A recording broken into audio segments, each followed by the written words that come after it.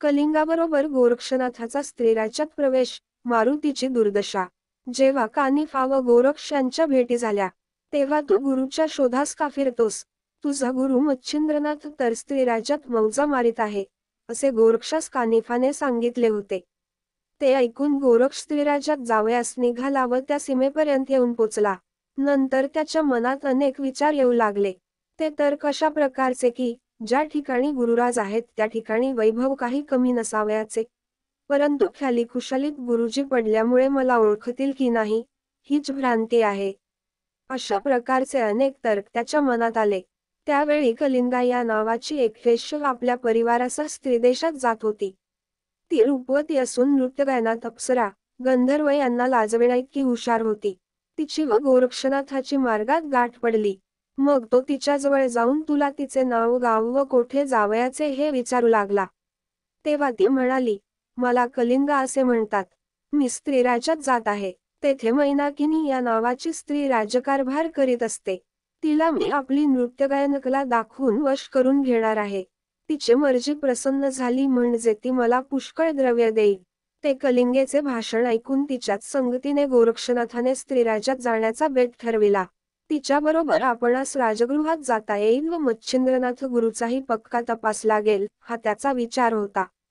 त्यावरून त्याने तिच्याजवळ गोष्ट काढली की, कृपा करून मला समागमे न्याल तर बरे. माझ्या मनातून तुमच्याबरोबर यावे असे आहे. हे ऐकून ती म्हणाली, तुमच्या अंगात कोणता गुण आहे? तेव्हा गोरक्ष म्हणाला, मला गाता येते व मृदंगही वाजविता येतो. मग तिने त्यास सांगितले की, तुमच्या अंगचा गुण प्रथम येथे दाखवा. तेव्हा त्याने आंब्याच्या झाडाखाली बसावयास घातले व तिने सारंगी, मृदंग वगैरे सर्व सास त्याच्या पुढे आणून ठेविले. मग गोरक्षनाथाने गंधर्व प्रयोग मंत्र म्हणून भस्म कपाळावर लाविले व ते चोहीकडे फेकून गावयास बसला.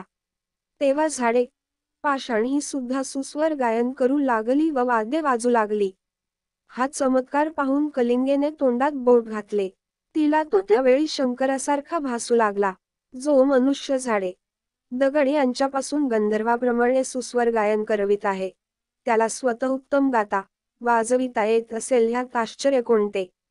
त्याच्या अंगचा गुण पाहून तिला अत्यानंद झाला व आपण त्याच्या संगतीत राहण्याचा निश्चय करून ती त्यास म्हणाली की, महाराज, गुणनिधे, आपल्या पुढे माझी काहीच प्रतिज्ञा चालावयाची नाही. असे बोलून ती त्याच्याबद्दल सर्व विचारपूस करू लागली. तेव्हा गोरक्षनाथ गहन विचारात पडला. त्याने तिला नाव न सांगण्याचा बेत केला, कारण त्याचा पुढील कार्यभाग साधावयासाठी याला नाव गुप्त ठेवावयास पाहिजे होते. यास्तव त्याने तिला पूर्वडाम असे आपले नाव सांगितले. मग तिने तुमच्या मनात कोणता हेतू आहे, म्हणून विचारिले.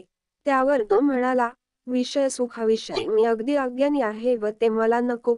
पण पोटाला मात्र एक वेळेस घालीत जा. ह्या वाचून माझी दुसरी काहीच इच्छा नाही. गोरक्षनाथाचे ते भाषण ऐकून कलिंगा म्हणाली, महाराज, आपण म्हणता त्याप्रमाणे तजवीज होईल. पण मुख्य अडचण अशी आहे की तुमच्या मनात स्त्री राज्यात जावयाचे आहे, पण त्या देशात पुरुषाचे जाणे होत नाही. ते ऐकून पुरुष तेथे न जाण्याचे कारण गोरक्षाने तिला विचारिले.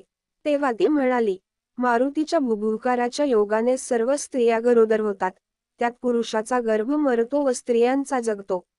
कोणी मोठा पुरुष का जाईना, तो तेथे मरावयाचाच. यास्तव तेथे तुमचा कसा निभाव लागेल, याचा मला मोठा संशय आहे. तेव्हा गोरक्षनाथ म्हणाला, मारुती मला काय करणार आहे? त्याच्या भुभुकारापासून मला काही एक इजा व्हावयाची नाही. तू हा संशय मनात अजिबात आणू नको, असे बोलून तो तेथून उठला.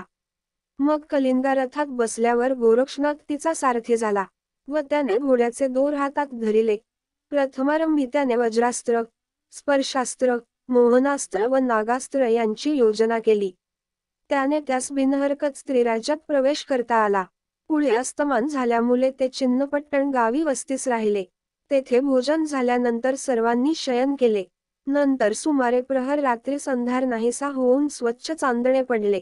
इकडे मारुती सेठवत रामेश्वराहून स्त्रीराज्यात जावयास निघाला. तो सीमेवर येताच गोरक्षनाथाने भारून ठेविलेले 4 अस्त्रातून प्रथम वज्रास्त्र येऊन उदरात बसले. एवढा वज्रशरीरी मारुती, पण त्या अस्त्राच्या झपाट्या सरसा मूर्छित होऊन धाडकन जमिनीवर पडला. तेव्हा स्पर्शास्त्राने त्यास जमिनीवर खिळवून टाकिले, तेणेकरून त्यास हलता चालता येईना. त्यानंतर मोहिनी अस्त्राचा अंमल बसला. शेवटी नागास्त्रामुळे प्रत्यक्ष शेष येऊन त्यास वेढा देऊन बसला. नागास्त्राच्या वेष्टनाने मारुती फारच विकल होऊन पडला. अशा चारी अस्त्राचा त्याच्यावर मारा झाल्याने त्याचे काही चालेनासे झाले. तो काही वेळाने मरणोन्मुख झाला व आपण आता वाचत नाही असे त्यास वाटू लागले. तो वारंवार सावध होई व बेशुद्ध पडे. आता अंतकाळी श्रीरामाचे स्मरण करावे असा विचार करून त्याने श्रीरामचंद्राचे स्तवन केले. त्यामुळे श्रीराम तत्काळ धावून गेले व मारुतीची ती कठीण अवस्था पाहून त्यांना कळवळा आला. मग रामाने पाकशासन, इंद्र अस्त्राच्या योगाने वज्रास्त्र काढून घेतले. विभक्तास्त्राच्या योगाने स्पर्शास्त्राचेही निवारण केले व शेषास काढून घेऊन मोहिनी अस्त्राचेही निवारण करून रामाने मारुतीस त्या संकटातून सोडविले. मग मारुती सावध होऊन रामाच्या पाया पडला व हात जोडून म्हणाला की रामा, अशी प्राण घेणारी ही प्रखर अस्त्रे आहेत. आज माझा प्राण गेलाच होता, पण तू धावत येऊन मला जीवदान दिलेस म्हणून वाचलो. प्रभू, तुझे उपकार माझ्याने कदापि फिटावयाचे नाहीत. असे म्हणून मारुती रामाच्या पाया पडला.